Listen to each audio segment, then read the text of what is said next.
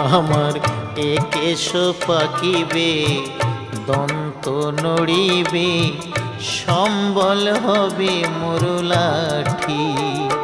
তখন পুত্র পরিজন সকলে বলিবে, পুত্র পরিজন সকলে বলিবে, এ জঞ্জাল মরিলে বাঁচি মুনামার মানুষ হইয়া, জন্ম লোভিয়া মানুষের করিলাম কি।